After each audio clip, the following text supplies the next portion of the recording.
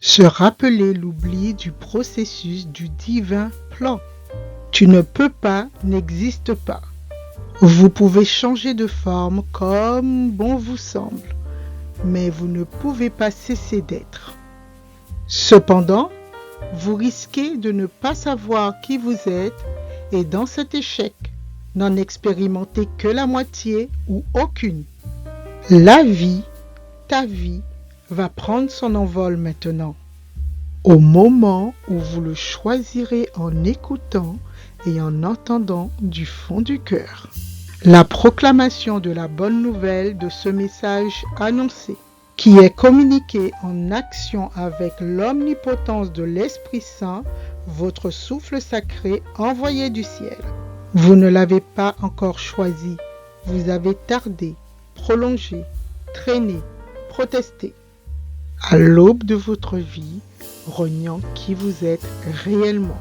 Maintenant, il est temps pour vous de provoquer et de produire ce que vous avez promis d'être devant les temps éternels. Pour y parvenir, vous devez croire en la promesse et la vivre. Pour ce faire, il faut croire dans la promesse et la vivre. Tu dois vivre la promesse de Dieu. Il faut vivre la promesse de Dieu. Vous devez vivre la parole de Dieu. C'est à vous de vivre la promesse de Dieu. La promesse de Dieu est que vous serez son fils, sa fille, sa progéniture, son portrait, son égal.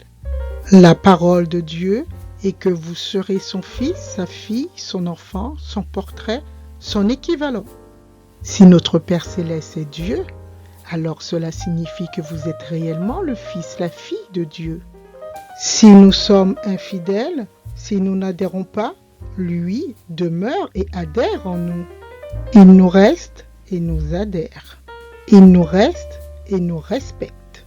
Elle nous reste et nous appartient. Elle nous demeure. Il nous reste et nous soutient. Elle nous subsiste et nous adhère. Il nous est fidèle. Il nous reste loyal. Il maintient sa fidélité. Pourquoi?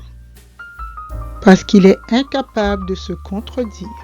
Il est incapable de faire l'inverse de ce qu'il dit. Il ne peut se renier lui-même.